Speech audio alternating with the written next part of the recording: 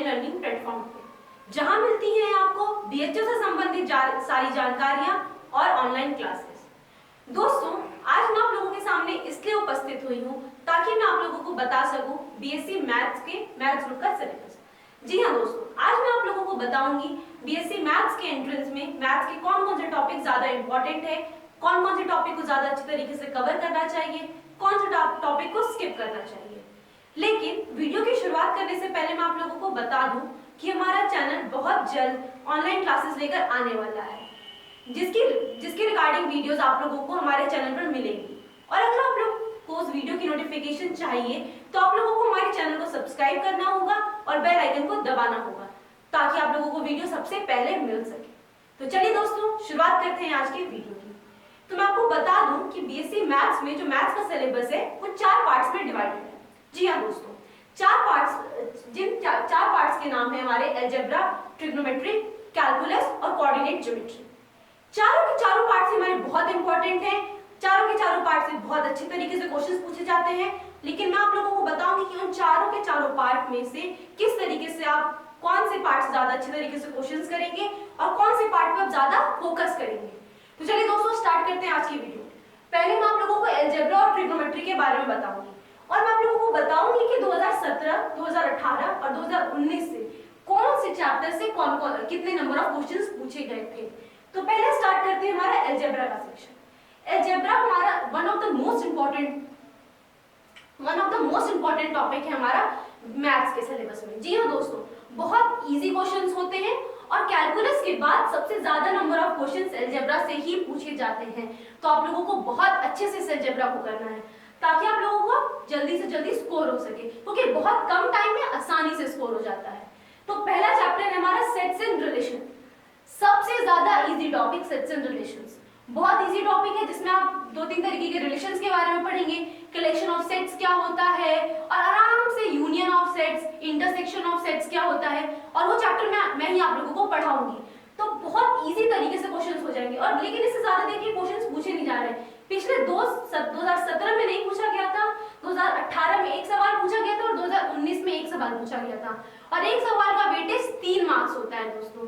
तो 3 मार्क्स आप लोगों के लिए स्कोर करना बहुत बड़ी बात है और बहुत इजीली स्कोर हो जाता है। तो इसीलिए आप लोगों को ये चैप्टर बहुत आराम से आप पढ़ लेंगे, ज्यादा टाइम देने की जरूरत नहीं है।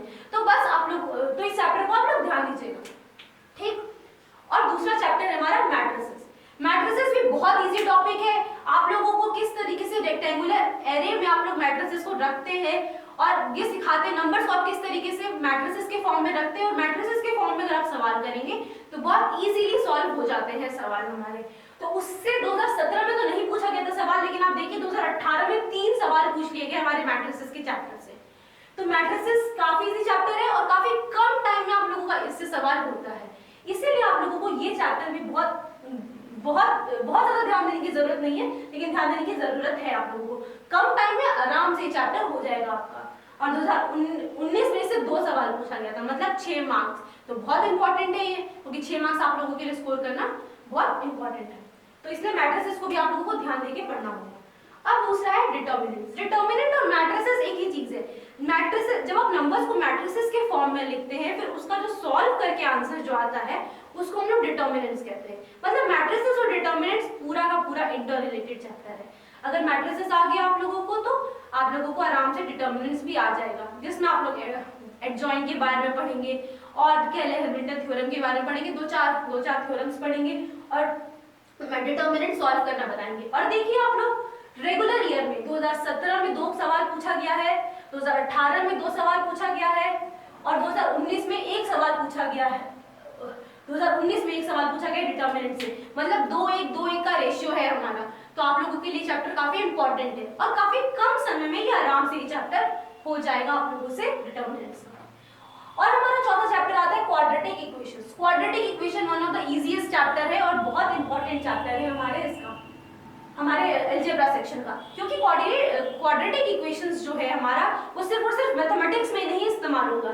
आप लोगों का ये फिजिक्स में भी इस्तेमाल होगा और कहीं कहीं आप लोगों का शायद केमिस्ट्री में भी इस्तेमाल हो। लेकिन अब आप ये सोच रहे होंगे कि आप लोग ये सोच रहे होंगे कि 2018 में तो एक भी सवाल नहीं पूछा गया क्वाड्रेटिक इक्वेशन से, लेकिन आप देखिए 2017 में हमारे 3 सवाल पूछे गए क्वाड्रेटिक इक्वेशन से, ठीक। और 2019 में एक सवाल पूछे गए हैं हमारा क्वाड्रेटिक इक्वेशन से।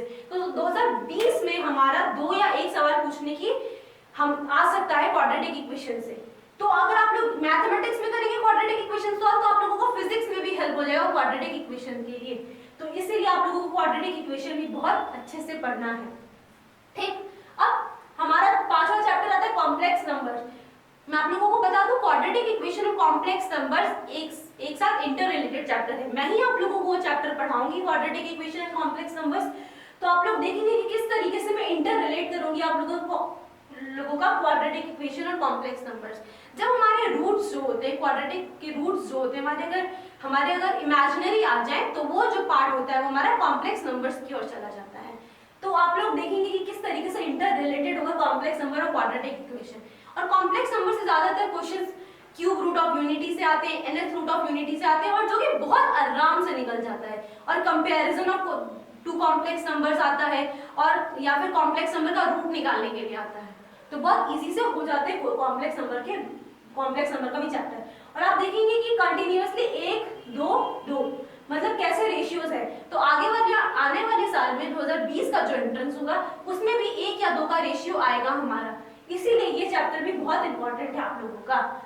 अब आता है हमारा permutation and combination. Permutation and combination one of the tricky chapter है। अगर आप लोगों को ट्रिकी समझ में आती है, रटना नहीं पसंद है, आप लोग लॉजिकल लॉजिकल दिमाग ज्यादा चलता है, तो मेरी गारंटी लीजिए कि आप लोगों का ये चैप्टर सबसे फेवरेट होगा। और आप लोग देखेंगे कि परमुटेशन एंड कॉम्बिनेशन को आप लोग प्रोबेबिलिटी से किस तरीके से रिलेट करेंगे। जब मैं प्रोबेबिलिटी के बारे में बात करूंगी तब मैं आप लोगों को बताऊंगी कि किस तरीके से रिलेटेड होगा permutation and combination and probability. तो देखिए दोस्तों, ये देखिए इस चैप्टर से बहुत ज्यादा क्वेश्चंस आते हैं, 3 2 4। तो आने वाले साल में मतलब 2020 के एंट्रेंस में 3 से 4 क्वेश्चंस इससे आ सकते हैं। तो देखिए कितना ट्रिकी चैप्टर भी है और लॉजिकल चैप्टर है, और आप लोगों को अगर पसंद आता है तो आराम से 4 सवाल हो जाएंगे आप लोगों के। तो ये चैप्टर को आप लोग बहुत अच्छे से पढ़िएगा। फिर आता है हमारा बायनोमियल थ्योरम। बायनोमियल थ्योरम में जैसे कि हम लोग a प्लस बी का होल स्क्वायर जो होता है, a square plus B square plus 2ab आता है आंसर। तो हम लोगों ने इसको तो फॉर्मूला की तरह याद कर लिया। लेकिन अगर मान लीजिए कि अगर ऐसा हो a प्लस बी की पावर 25, a प्लस बी की पावर 100, तो आप लोग किस तरीके से निकालेंगे उसको।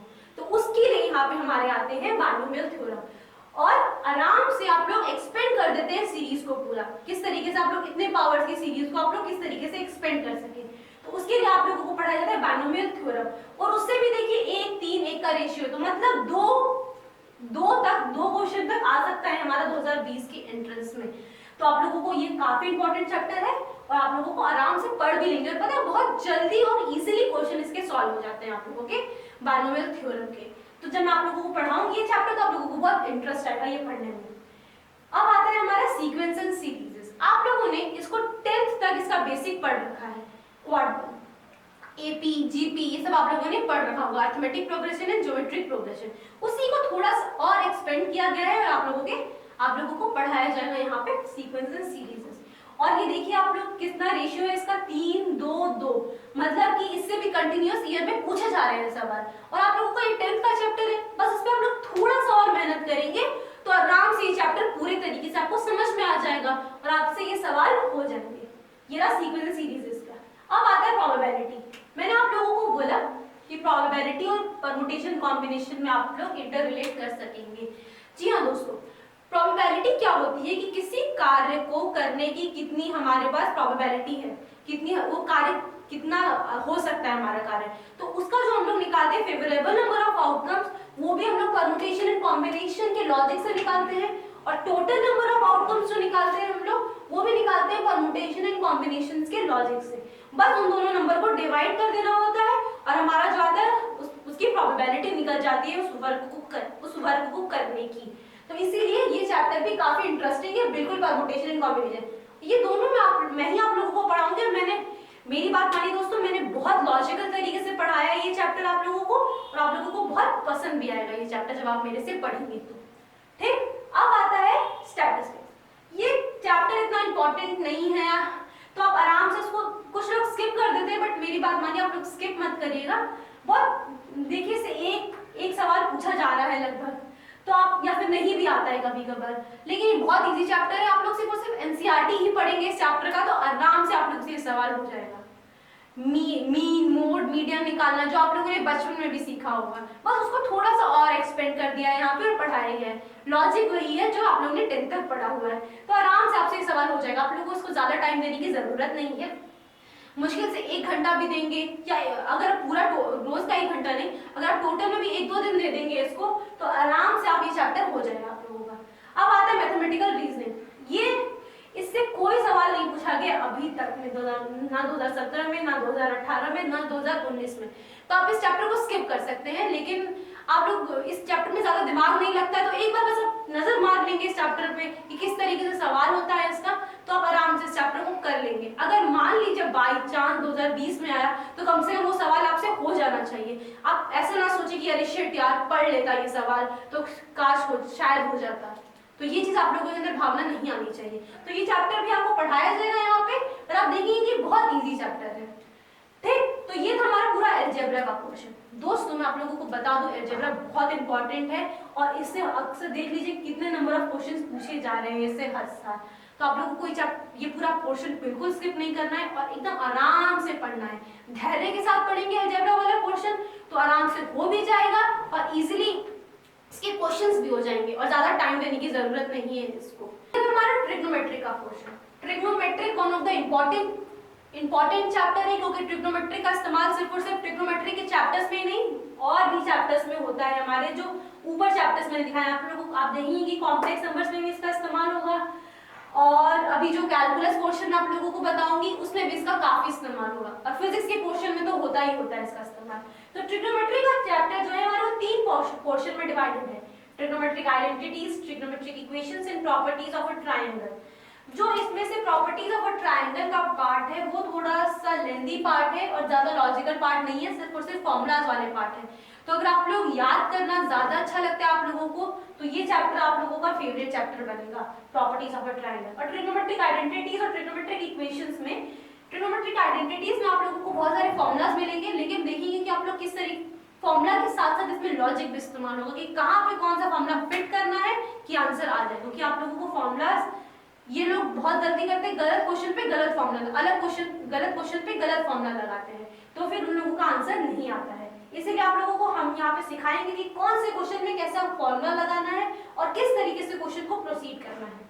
तो देखिए 2-3 क्वेश्चन आए हैं इससे 2017 में, 2018 में, 2019 में, तो 3 क्वेश्चन तक आने की संभावना है 2020 में भी इस पूरे टॉपिक से। तो आप लोगों को अच्छे से ये पढ़ना है, क्योंकि इसका इस्तेमाल यहाँ पे भी होगा, तो शायद इस फॉर्मूलाज के इस्तेमाल से आप शायद कॉम्प्लेक्स नंबर सॉल्व कर लें, सीक्वेंस एंड सीरीज सॉल्व कर लें, प्रोबेबिलिटी सॉल्व कर लें, कोई और चैप्टर के क्वेश्चन सॉल्व कर लें। इसलिए इसके फॉर्मूलाज आप लोगों को एकदम काढ़े की तरह घोट जाना है। ठीक, अब आता है हमारा इनवर्स ट्रिग्नोमेट्रिक फंक्शंस। ये देखेंगे आप लोग, ट्रिग्नोमेट्रिक आइडेंटिटीज और इनवर्स ट्रिग्नोमेट्रिक फंक्शन में बहुत अच्छे तरीके से रिलेशन है। मतलब आप लोगों का ट्रिग्नोमेट्रिक आइडेंटिटीज आ जाएंगी और इनवर्स ट्रिग्नोमेट्रिक फंक्शंस आराम से आ जाएगा। और trigonometric functions, inverse trigonometric function में थोड़ा सा कैलकुलस का पार्ट भी इस्तेमाल होगा, जो कि है फंक्शंस चैप्टर। तो आप लोग उन दोनों को भी बहुत आराम से रिलेट करेंगे। दोस्तों अगर आप लोग रिलेट करके पढ़ना शुरू करेंगे तो आप लोगों से सवाल जल्दी होंगे। ठीक, तो हम आपको रिलेशंस भी बताएंगे कि कौन से चैप्टर का कहाँ पे रिलेशन बैठेगा, और आराम से आप लोग किस तरीके से उस क्वेश्चन को सॉल्व कर लेंगे। तो ये था हमारा अलजेब्रा का पोर्शन और ट्रिग्नोमेट्री का पोर्शन। अब हम लोग चलेंगे कैलकुलस के पोर्शन में और कोऑर्डिनेट ज्योमेट्री के पोर्शन में। हम लोग देखते हैं कि हमारे कैलकुलस के पोर्शन से क्या क्या आता है। कैलकुलस का portion one of the most important portion है, क्योंकि सबसे ज्यादा सवाल कैलकुलस के पोर्शन से ही आते हैं हमारे। तो देखिए सबसे पहला टॉपिक है हमारा फंक्शंस। फंक्शन बहुत इजी टॉपिक है, और आप लोग देखेंगे कि कितने आसानी से इसके सवाल हो जाते हैं। इसमें आप लोगों को डिफरेंट टाइप्स ऑफ फंक्शंस पढ़ाएंगे, जिसमें से मैं आपको 1-2 बता देती हूँ। ट्रिग्नोमेट्रिक फंक्शंस, फिर logarithmic function, exponential function, greatest integer function. तो इसमें आप लोग फंक्शंस के बारे में पढ़ेंगे और आप देखेंगे ग्राफ की मदद से इसके सवाल बड़े इजीली हो जा रहे हैं। तो आप लोग इसमें देखेंगे 2017 में 1 सवाल आया है, 2018 में 3, 2019 में 2 सवाल आए हैं। मतलब 2 से 3 सवाल 2020 में भी आने की संभावना है। तो आप लोग इस चैप्टर को बहुत आसानी से कर लेंगे, लेकिन आउटपुट आप लोगों को काफी अच्छा निकलेगा। अब दूसरा आता है हमारा लिमिट्स। लिमिट्स भी हमारा बहुत इंपॉर्टेंट टॉपिक है। लिमिट्स का यूज हमारा है। एक्चुअली ये दोनों एक ही चैप्टर है, लेकिन इन दोनों को अलग अलग पोर्शन से पढ़ाया जा दो अलग अलग चैप्टर की तरफ पढ़ाया जाता है ताकि आप लोगों को अच्छे से समझ में आएंगे चैप्टर्स। तो लिमिट्स में 2017 में 2 सवाल आए थे, 2018 में 3 सवाल, 2019 में नहीं पूछा गया था। इसका मतलब ये नहीं है कि 2020 में भी ना पूछा जाए, क्योंकि ये बहुत इंपॉर्टेंट टॉपिक है। अगर लिमिट से ना पूछा जाए तो कंटिन्यूटी डिफरेंशिएबिलिटी से पूछ लिया जाता है, क्योंकि लिमिट का ही यूज करके आप कंटिन्यूटी दिखाते हैं कोई भी फंक्शंस का, या और कोई भी फंक्शन और डिफरेंशिएबल है कि नहीं आप लोग लिमिट की मदद से ही दिखाते हैं। तो इसमें देखिए कंटिन्यूटी एंड डिफरेंशिएबिलिटी में 3 सवाल, 2 सवाल, 1 सवाल। अब लिमिट और कंटिन्यूटी अगर एक चैप्टर मान लें तो देखिए दोनों को मिला के 5 सवाल 5 सवाल। बस 2019 में थोड़ा सा नहीं पूछा गया था, 2020 में पूछा भी जा सकता है। अब आते हैं हमारा एप्लीकेशन ऑफ डेरिवेटिव्स, मतलब डेरिवेटिव के एप्लीकेशंस क्या हैं, मतलब उनका यूज क्या क्या है। तो उनकी यूज में 3 टॉपिक्स आते हैं, टेंजेंट से नॉर्मल, मैक्सिमम मिनिमा और मोनोटोनिसिटी। टेंजेंट से नॉर्मल आप लोगों को कर्व का टेंजेंट उसका नॉर्मल के बारे में बात होती है। मैक्सिमम मिनिमम मतलब जो कोई भी फंक्शन का अगर ग्राफ बना है तो मैक्सिमम वैल्यू कहाँ दे रहा है, मिनिमम वैल्यू कहाँ दे रहा है, उसकी बात होती है। और मोनोटोनिसिटी का मतलब होता है कि ग्राफ या तो इंक्रीजिंग है पूरे तरीके से या डिक्रीजिंग है, मतलब या फिर नीचे नीचे जा रहा है अगर एक्स की वैल्यू बढ़े, या फिर ऊपर की तरफ जा रहा है, तो उसमें आ जाता है मोनोटोनिसिटी। तो अब इसमें देखेंगे कि 4 1 1 मतलब रेशियो बड़ा अलग तरीके का है, इसलिए प्रेडिक्ट नहीं कर सकते हैं कि 2020 में कितना आएगा, लेकिन इतना मान के चलिए एक सवाल तो जरूरी आएगा इस टॉपिक से। अब आता है इंटीग्रल्स। देखिए इंटीग्रल्स से लगभग 4 से 5 सवाल हर साल पूछे जा रहे हैं, तो ये one of the most important chapter है। लेकिन आपको बता दो इसके सवाल काफी लेंथी होते हैं, क्योंकि कभी कभार इंटीग्रल्स हमारा निकलता ही नहीं है, क्योंकि आप लोग इंटीग्रल्स करने बैठ जाते हैं और कभी कभार बहुत कॉम्प्लिकेटेड आ जाता है हमारे इंटीग्रल्स की वैल्यूज, तो हमसे इंटीग्रल सॉल्व नहीं होता है। लेकिन हम लोग आपको यहाँ पे इतने अच्छे तरीके से बताएंगे इंटीग्रल्स कि आप लोग आराम से कर पाएंगे। अब ये नहीं कि चारों के चारों सवाल एकदम ट्रिकी हो, उसमें से कोई 1 या 2 सवाल ट्रिकी आता है और 1-2 सवाल इजी आते हैं। तो आप इंटीग्रल चैप्टर को ध्यान से करिएगा, और ये इंटीग्रल चैप्टर बहुत ज्यादा मेहनत मांगता है, मतलब आप लोगों को इसको बहुत सारे इंटीग्रल्स, हर तरीके के इंटीग्रल आपको सॉल्व करने होंगे, तभी आप एग्जाम में बैठेंगे तो आपको स्ट्राइक करेगा एकदम तुरंत कि आप लोगों को कौन सा फॉर्मूला यहाँ पे लगाना है कि आराम से इंटीग्रल्स हो जाए, कौन सा सब्स्टिट्यूशन करना है कि आराम से इंटीग्रल हो जाए आपका सवाल। तो ये 2+2 क्या है, 3+2 क्या है, 2+2 क्या है। डेफिनिट और इनडेफिनिट इंटीग्रल्स, 2 तरीके के इंटीग्रल्स होते हैं। जब हमारे इंटीग्रल्स की लिमिट दे दी जाए, मतलब कहाँ से कहाँ तक इंटीग्रेट करना है, तो वो डेफिनेट इंटीग्रल्स में आ जाता है, और जब इंटीग्रल्स की लिमिट ना दी हो हमारी तो इनडेफिनिट इंटीग्रल्स में आ जाता है। डेफिनेट इंटीग्रल्स थोड़ा इजी होता है इंडेफिनिट इंटीग्रल से।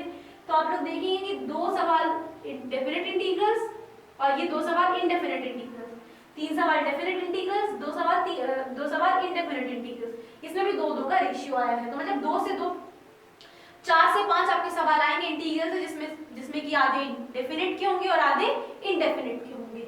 तो आप लोगों को इनडेफिनिट ज्यादा मेहनत मांगेगा आपसे, और डेफिनेट थोड़ी कम मेहनत मांगेगा, क्योंकि इनडेफिनेट का यूज इसमें हो जाएगा और आराम से सॉल्व हो जाएगा। तो आप लोगों को इस चैप्टर को थोड़ा सा ज्यादा मेहनत करना पड़ेगा सब चैप्टरों में से। फिर दूसरा आता है हमारा applications of integrals. Applications of integrals मतलब कि इंटीग्रेशन ये होता है कि अगर कोई भी कर्व का इंटीग्रेशन करें तो हमारा जो आता है, जो हमारा रिजल्ट आता है, वो रिजल्टेंट एरिया होता है। तो उस हम इंटीग्रल्स की मदद से हम लोग एरिया निकालते हैं, मतलब यूज ऑफ इंटीग्रल के हमारा एरिया निकालने का यूज है। तो एप्लीकेशंस ऑफ इंटीग्रल्स में हमारा हर साल 1 से 2 सवाल पूछा जा रहा है, 1 1 2। तो ये चैप्टर बहुत इजी है और आराम से हो भी जाएगा सॉल्व। तो आप लोगों के चैप्टर को ज्यादा टाइम देने की जरूरत नहीं है, अगर आप लोगों को ये आ जाएगा इंटीग्रल्स तो ये आराम से आ जाएगा। फिर आता है differential equation, one of the most important और सबसे इजी टॉपिक है कैलकुलस पोर्शन का, आराम से होता है सॉल्व। और देखिए इसमें से सवाल भी बहुत ज्यादा आते हैं, मतलब ज्यादा मेहनत नहीं लेकिन ज्यादा आउटपुट निकलेगा। आप लोग इसके क्वेश्चंस लगाइए तो आराम से इसके क्वेश्चंस बहुत इजी हो जाते हैं। 2 से 3 मिनट में इसके सवाल आपसे 2 सवाल आराम से हो जाएंगे सॉल्व 2 से 3 मिनट के अंदर, मतलब एक सवाल 1 मिनट मांगेगा आपसे। तो आराम से ये हो भी जाएगा एग्जाम के टाइम में, और ज्यादा लेंथी भी नहीं रहेगा। तो आप लोगों को इस चैप्टर पे भी ध्यान देने की जरूरत है। तो ये रहा हमारा पूरा कैलकुलस का पोर्शन। कैलकुलस के पोर्शन में आप लोग देखे होंगे कि सबसे ज्यादा सवाल आ रहे हैं हमारे बाकी के पोर्शन से, तो इस पोर्शन को आप लोग थोड़ा ध्यान दीजिएगा। अब आता है हमारा कोऑर्डिनेट ज्योमेट्री का पोर्शन, बहुत इजी टॉपिक है और बहुत आराम से हो भी जाएगा आप लोगों को कोऑर्डिनेट ज्योमेट्री। तो देखते हैं कोऑर्डिनेट ज्योमेट्री में क्या क्या आता है हमारा। सबसे पहले आता है हमारा स्ट्रेट लाइंस। स्ट्रेट लाइंस मतलब कोई भी लाइन की इक्वेशन, जो आप लोग बचपन से भी लाइंस के बारे में पढ़ रहे हैं, आप लोग यहाँ पे थोड़ा सा और पढ़ेंगे, पेयर ऑफ स्ट्रेट लाइंस पढ़ेंगे और 2-3 चीजें पढ़ेंगे आप लोग। और देखिए इससे हर साल 1 से 2 सवाल आ रहे हैं आपके एग्जाम में, तो आपसे 1 से 2 सवाल आएंगे और आराम से आप सॉल्व भी कर लेंगे। अब आता है पूरा दूसरा आता है सर्किल्स का चैप्टर। एक्चुअली जो सर्किल्स, पैराबोला, इलिप्स, हाइपरबोला है, ये पूरा एक चैप्टर है, इसका नाम है कोनिक सेक्शन। इनको हम लोग अलग पढ़ाएंगे आपको, क्योंकि हर एक टॉपिक आपका अलग मेहनत मांगता है, इसीलिए आपको हम लोग अलग पढ़ाएंगे इस चैप्टर को। तो सर्किल्स में देखिए आप लोग 1 से 2 सवाल हर साल पूछा जा रहा है। और पैराबोला में 2017 में नहीं पूछा गया था, लेकिन 2018 और 19 कंटिन्यूअसली पूछा जा रहा है। इलिप्स में भी हमारा 2 साल नहीं पूछा गया है, लेकिन यहाँ पे 2 सवाल पूछ लिए गए, इसीलिए आप लोग देख रहे होंगे कि इसमें प्रिडिक्ट नहीं कर पा रहे हैं आप लोग। हाइपरबोला में 2019 में 1 सवाल पूछा गया है और 2017-2018 में एक भी सवाल नहीं पूछा गया है। तो आप लोग देखेंगे कि ये टॉपिक हमारा बहुत इजीली, और कितने क्वेश्चन आ रहे हैं पूरे मिला के इन सब में से 1 2 3 क्वेश्चन लगभग पूछे ही जा रहे हैं पूरे टॉपिक को मिला के आपके सर्किल्स, पैराबोला, इलिप्स और हाइपरबोला। अगर आप लोगों को सर्किल्स आ जाएगा तो पैराबोला, इलिप्स और हाइपरबोला भी आराम से आ जाएगा, क्योंकि सारे के सारे जो टॉपिक्स है ना वो हमारे इंटर रिलेटेड है, तो आराम से आप लोग सॉल्व भी कर लेंगे उनके क्वेश्चंस को। अब आता है हमारा वेक्टर और ज्योमेट्री, 3D ज्योमेट्री। ये 2 टॉपिक्स काफी इंटर रिलेटेड है और आराम से हो भी जाते हैं इनके सॉल्व। आप देखेंगे कि इन दोनों टॉपिक को रिलेट करके आप लोगों को पढ़ाया जाएगा यहाँ पे, और आपसे इनके सवाल आराम से हो जाएंगे। और देखिए ज्योमेट्री से तो हर साल 4-4-3 का रेशियो पूछा जा रहा है क्वेश्चन से, मतलब ये काफी इंपॉर्टेंट है टॉपिक। और आप देखेंगे कि वेक्टर का रिलेट भी इसमें हो जाएगा। हम लोग ज्योमेट्री में 2D अभी तक हम लोग पढ़ते आ रहे हैं, 2D मतलब स्ट्रेट लाइन जो यहाँ पे पढ़ेंगे, बस उसी को थोड़ा सा एक्सटेंड कर दिया जाएगा और 3D मतलब लेंथ, ब्रेथ और हाइट में चले जाएंगे। पहले हम लोग x एक्सिस और y एक्सिस होता था, हमारे पास x एक्सिस, y एक्सिस और z एक्सिस बढ़ जाएगा, मतलब आप लोग स्ट्रेट लाइन को ज्योमेट्री से रिलेट करेंगे और ज्योमेट्री को वेक्टर से रिलेट कर पाएंगे और आराम से इनके सवाल हो जाएंगे। और देख रहे हैं कि ज्योमेट्री हमारी काफी इंपॉर्टेंट है। तो ये था हमारा पूरा पोर्शन की क्या क्या आता है हमारे एग्जाम में। अब हम लोग देख लेते हैं कि हमारे एवरेज नंबर ऑफ क्वेश्चंस कितने आ रहे हैं। 2017 में अलजेब्रा से 17 क्वेश्चन आए थे पूरा मिला के, और 2018 में भी 17 क्वेश्चन, 2019 में भी 17 क्वेश्चन आए थे हमारे अलजेब्रा से। मतलब कि हमारे 2020 में भी 17 से 20 तक के क्वेश्चंस आपके आने की संभावना है आपके अलजेब्रा के क्वेश्चन में। तो आप लोग देख रहे होंगे कि अलजेब्रा का पोर्शन आपका कितना इंपॉर्टेंट है, तो आप लोग उसको स्किप बिल्कुल नहीं कर सकते हैं, अच्छी तरीके से आप लोगों को पढ़ना होगा। अब आता है हमारा ट्रिग्नोमेट्री। ट्रिग्नोमेट्री बहुत छोटा पोर्शन है, देखा होगा आप लोगों ने 2 ही चैप्टर्स हैं उसमें, लेकिन देख रहे हैं आप लोग वही छोटा सा पोर्शन हमारे 5 क्वेश्चन तक आने की संभावना है हमारे ट्रिग्नोमेट्री में। 4 3 5 मतलब आपके 4 से 5 सवाल आ सकते हैं ट्रिग्नोमेट्री में। तो आप लोग ट्रिग्नोमेट्री से सिर्फ इसमें ही नहीं फायदा करेगा, अलजेब्रा में भी फायदा करेगा और कैलकुलस में भी फायदा करेगा और ज्योमेट्री में भी फायदा करेगा। ट्रिग्नोमेट्री का पोर्शन हर एक पोर्शन में फायदा करेगा आपका। तो इसका मतलब ट्रिग्नोमेट्री से 4 सवाल नहीं आ रहे, पूरे के पूरे 50 सवाल आ रहे हैं ट्रिग्नोमेट्री से। तो आप लोगों को ये चैप्टर ये पूरा पोर्शन बहुत अच्छे से पढ़ना है। अब आते हैं हमारे कैलकुलस का पोर्शन। देखिए आप लोग देख रहे होंगे कि कैलकुलस के पोर्शन में सबसे ज्यादा सवाल आ रहे हैं हमारे अब पिछले साल से। बस 2019 में थोड़े से कम सवाल आए हैं, लेकिन इसका कतई अर्थ ये नहीं है कि हमारा 2020 में भी 14 सवाल आए, कैलकुलस में कम सवाल आए अलजेब्रा के पोर्शन से। अलजेब्रा का कैलकुलस में ज्यादा सवाल आ सकते हैं इससे, लेकिन 14 सवाल भी कम नहीं है, ठीक। इसलिए आप लोगों को कैलकुलस का पोर्शन भी बहुत अच्छे से करना है। और ज्योमेट्री का पोर्शन देख लीजिए 10 सवाल तक आ सकता है आपका 2020 में। तो आप अपनी खुद की स्ट्रेटेजी भी बनाइए कि किस तरीके से आप लोगों को सॉल्व करना है अलजेब्रा का पोर्शन, किस तरीके से आपको पढ़ना है अलजेब्रा का पोर्शन, ट्रिग्नोमेट्री का पोर्शन, कैलकुलस का पोर्शन और ज्योमेट्री का पोर्शन, ताकि आप एक स्मार्ट स्ट्रेटेजी कर सके। क्योंकि हार्ड वर्क सब करते हैं दोस्तों, जो स्मार्ट वर्क करते हैं वही आगे निकलते हैं। आजकल हमारी गधों की मेहनत नहीं चल रही है, स्मार्ट वर्क चल रहा है। हमारे मैथ्स के सिलेबस, मैथ्स ग्रुप में 150 सवाल आते हैं पूरे में, जिसमें 50 क्वेश्चन होते हैं केमिस्ट्री के, 50 हमारे फिजिक्स के और 50 आते हैं हमारे मैथ्स के। और 50 जो सवाल होते हैं वो बहुत इंपॉर्टेंट होते हैं आपकी। ये दोनों तो आपकी मार्क्स डिपेंड करते हैं। जो मैथ्स का पोर्शन होता है वो आपकी रैंक डिसाइड करता है। अगर आप लोगों को फर्स्ट रैंक के साथ यहाँ पे आना है, टॉप 10 के रैंक के साथ आना है, तो आप लोगों को मैथ्स का सिलेबस बहुत अच्छे से पढ़ना होगा। और उसके लिए आप लोग हमारी ऑनलाइन क्लासेस लीजिए, और उसमें हम लोग आपको बहुत अच्छे से पढ़ा रहे हैं सारा का सारा पोर्शन। तो दोस्तों आज की वीडियो में बस इतना ही, मिलेंगे नेक्स्ट वीडियो में, तब तक के लिए धन्यवाद और गॉड ब्लेस यू ऑल।